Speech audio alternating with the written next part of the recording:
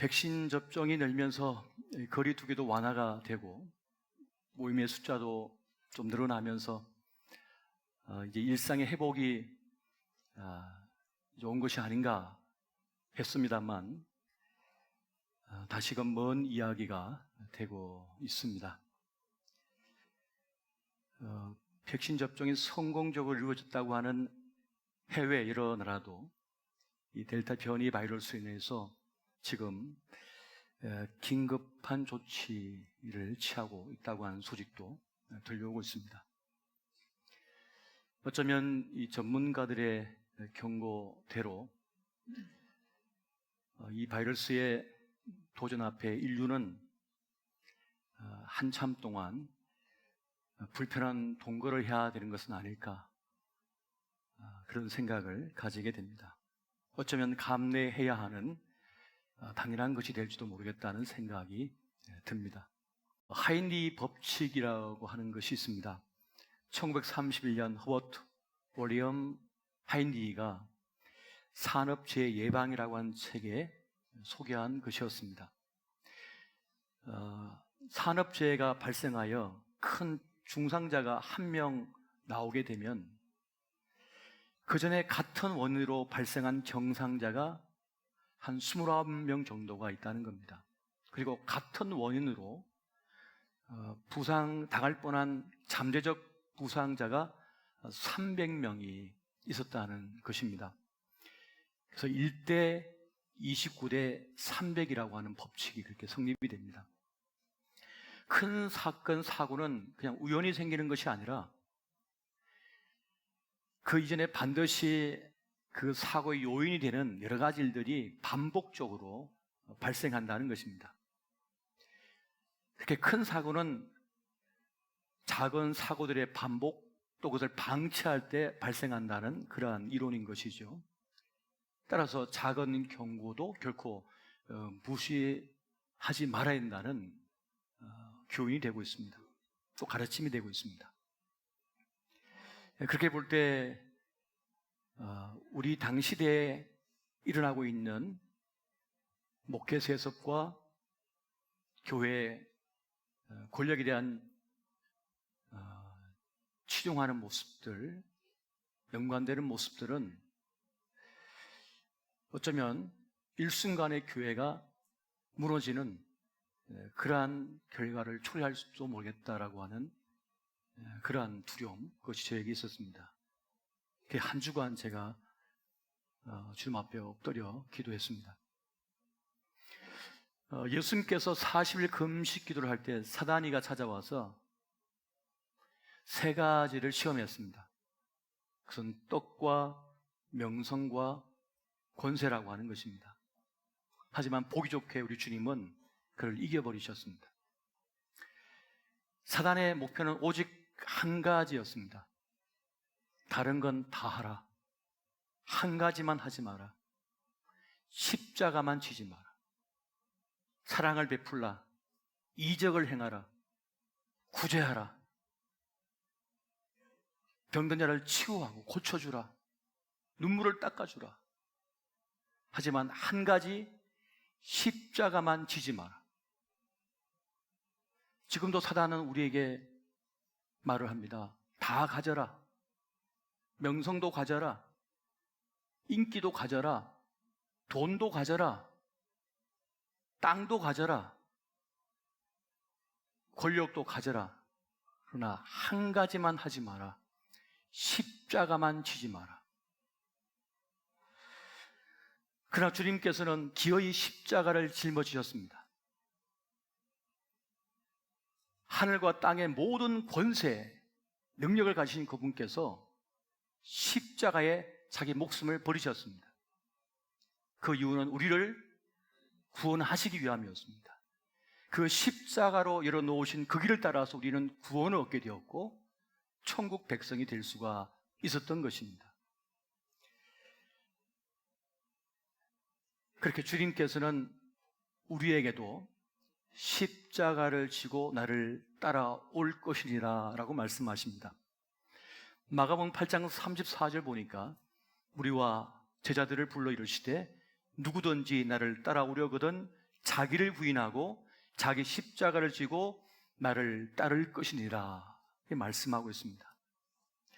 우리가 주님을 따르고자 한다면 먼저 자기를 부정해야 됩니다. 이 세상에서 자기를 부인할 수 있어야 됩니다. 그리고 내 몫의 십자가를 짊어지고 주님을 따르는 것입니다. 이것이 그리스도인의 모습이 되는 것입니다. 따라서 한국 교회의 위기는 다른 데 있는 것이 아닙니다. 돈이 없어서, 땅이 없어서, 권세가 없어서가 아닙니다. 인기가 없어서가 아닙니다. 십자가가 없어서 십자가를 지지 않으려고 하기 때문에 지금 교회는 위기에 지금 처해 있는 것입니다. 시편 62편은 다윗이 쓴 시입니다. 이 시는 다윗이 사랑하는 아들 압살롬이 반역을 해서 군대를 끌고 와서 자신의 목숨을 노릴 때 쓴 그 시입니다. 얼마나 고통스러웠을까요? 얼마나 아팠을까요? 내가 이제 사랑하는 아들과 전쟁을 해야 될까? 그냥 내 목을 치라고 내줄까? 그런 아픔 속에 있는 다윗의 마음. 근데 그가 그때를 극복할 수 있는 이유는 바로 하나님을 바라보았기 때문이라고 기록하고 있습니다. 시편 62편 1절과 2절 보니까 이렇게 말씀합니다. 나의 영혼이 잠잠히 하나님만 바라며 나의 구원이 그에게서 나오는 도다. 오직 그만이 나의 반석이시오 나의 구원이시오 나의 요새이시니 내가 크게 흔들리지 아니하리로다. 다윗이 힘이 없습니까? 다윗 돈이 없습니까? 금원이 없습니까? 백성이 없습니까? 맞서 싸우면 아들을 죽여야 되잖아요. 그래서 피해요. 다윗이요. 다윗은 그 상황 속에 무너지지 않았습니다. 그 이유는 내 영혼이 하나님만 바라보았기 때문입니다. 여러분, 사람이 낙심하는 여러 가지 이유가 있는데 그 절대적 이유는 문제만 집중하여 바라보기 때문입니다. 문제에 그 상황에 압도당하기 때문입니다. 어떤 문제가 발생하면 우리는 그 문제를 집중하여 바라보고 그것에 몰입을 하게 됩니다. 그것을 묵상하게 됩니다. 그러면 마음이 무너져 버립니다. 마음이 무너지면 육체도 같이 무너집니다. 영혼이 넘어지면 몸이 같이 넘어지는 거예요. 같이 연결되어 있기 때문에 그렇습니다. 그러면 못 버팁니다. 못 살아냅니다. 그래서 압도당하기 때문에. 그때는 눈을 들어서 하나님을 바라봐야만 합니다. 주님을 바라봐야만 살아날 수가 있습니다. 주님을 바라볼 때 그 문제에서 벗어나게 됩니다. 그 문제를 놓을 수가 있게 됩니다. 그렇지 않으면 그것에 압도당해요. 다른 곳으로는 끊어낼 수가 없습니다. 지금 내가 수렁에 빠졌어요. 여러분, 탱커가 웅덩이에 빠졌는데 스스로 나오질 못합니다. 그럼 여러분 1톤짜리 트럭 하나 몰고 가서 끌어내려면 끌어낼 수 있습니까? 끌어낼 힘이 없어요. 능력이 안 되는 거예요. 어떤 것도 절망과 아픔, 치름 속에 죽음의 자리에 놓인 나를, 이미 지옥을 살고 있는 나를 끌어낼 사람이 없어요. 끌어낼 힘이 없다고요. 오직 주님만이, 하나님만이 그 절망의 자리에서 나를 끄집어낼 수가 있는 것입니다. 주님을 바라볼 때 우리는 내 내면에서 다시 힘을 얻게 되고 다시 용기를 낼 수가 있게 되어집니다. 그때 숨을 쉴 수 있기 때문에 그렇습니다. 사실 우리가 어떤 문제에 너무 장악을 당하고 압도당하여 내 마음이 무너지면요, 현관문을 못 엽니다. 사람을 못 만납니다. 전화기 이 번호를 못 눌러요. 나를 어떻게 볼까? 나를 어떻게 생각할까?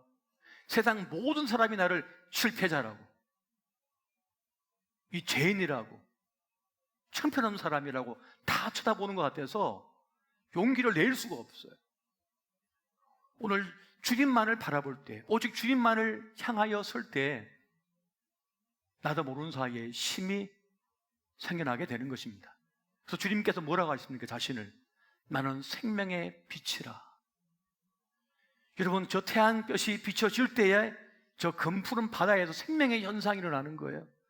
힘없이 쓰러져 있던 그 생물들이 다시 고개를 들면서 살아나게 되는 것입니다. 우리도 우울증에 빠졌을 때 햇볕 밖으로 나와야 되는 거예요. 햇볕에 나와가지고 그 빛을 쬐야 되는 거예요.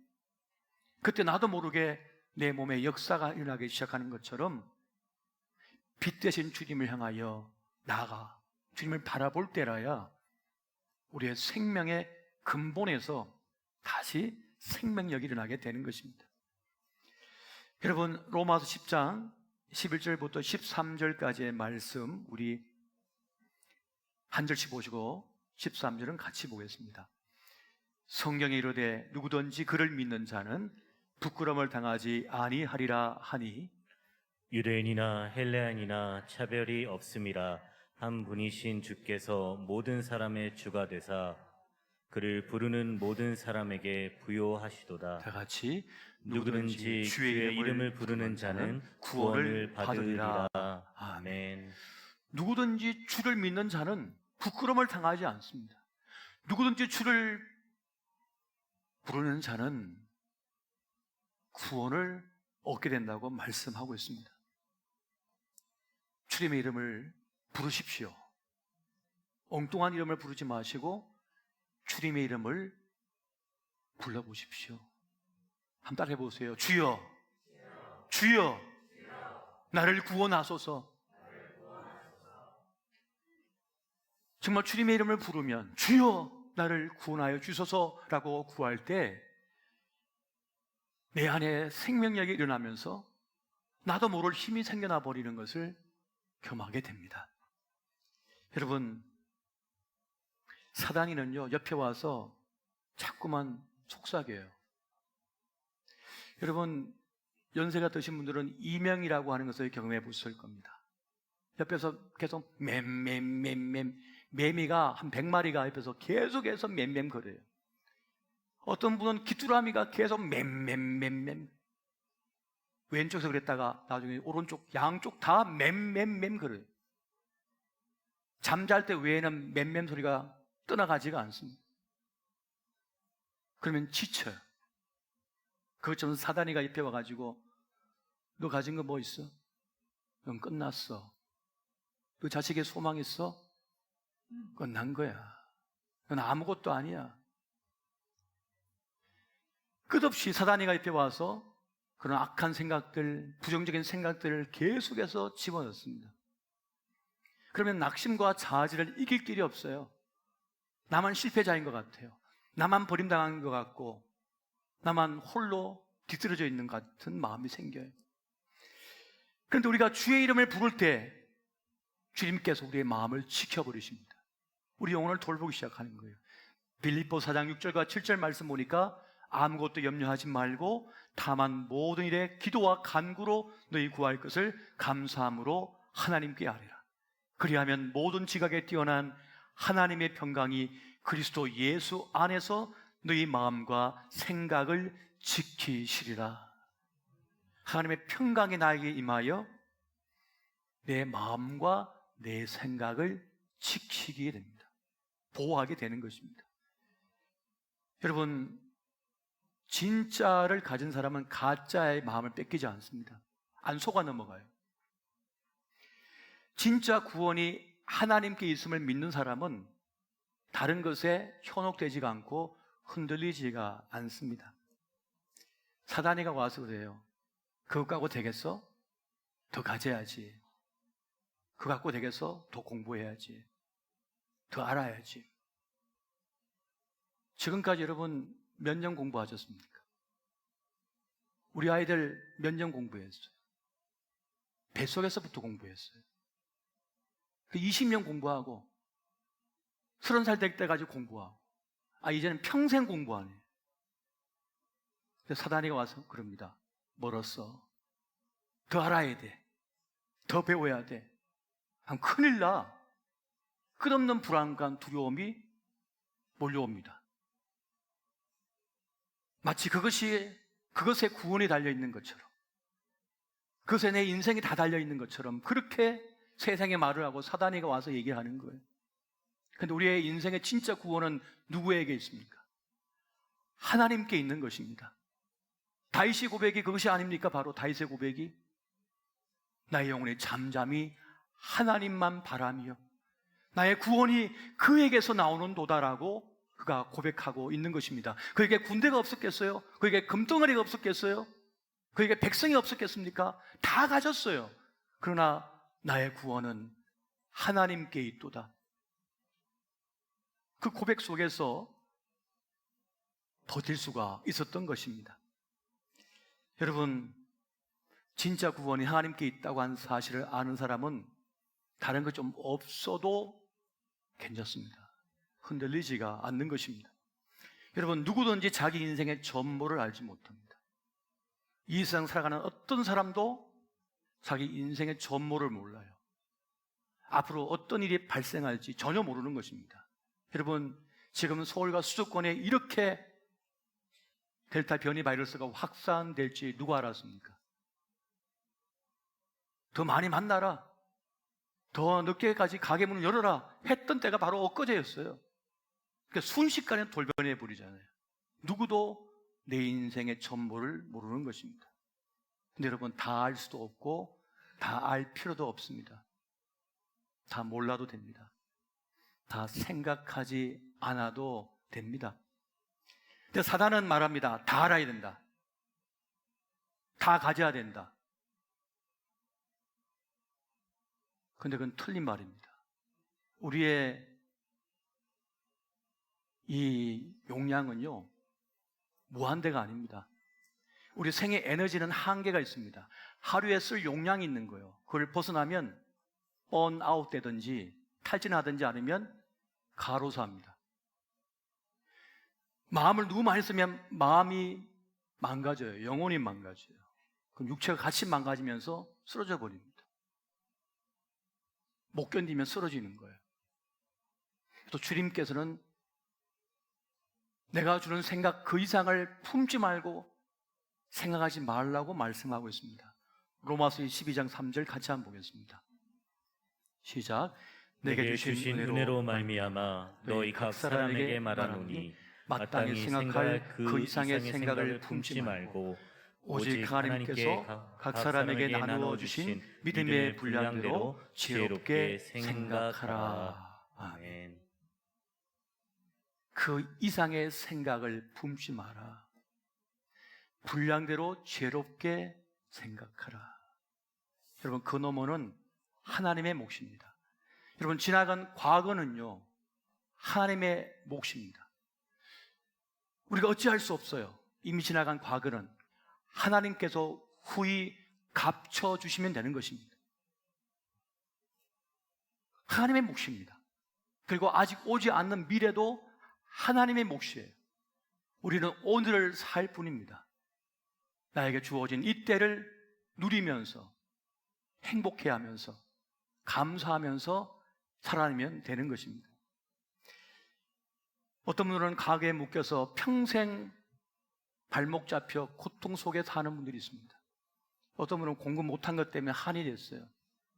여러분, 공부 못해도 됩니다. 저도 공부 좀 못했거든요. 그래서 잘하지 못했어요. 그래도 잘 살고 있잖아요. 여러분, 운동 잘해야 친구 많이 사귀는 것도 아닙니다. 축구, 야구, 수영, 달리기 다 못해도 돼요. 그래도 사는데 지장 없습니다. 다 잘 못해도 돼요. 세상 모든 사람과 다 친구 안 먹어도 돼요. 다 잘 안 보여도 돼요. 근데 우리는 세상 모든 사람에게 다 잘 보여야 되는 것처럼 생각하면서 외출을 준비해요. 좀 편하게 사십시오. 공부 못한 거, 실수한 거, 실패한 거, 미움당한 거, 버림당한 거, 상처 입은 거, 그럴 수 있습니다. 그렇게 살 수 있는 거예요. 과거는 어쩔 수 없습니다. 그것은 하나님의 몫이고 하나님께서 후히 값을 쳐주시면 되는 것입니다. 주님은 우리를 버리지 아니하시고 우리를 절대 포기하지 않으며 십자가에 달리사 우리를 구원하여 주셨습니다. 그만큼 값지게 여기셨다는 거예요.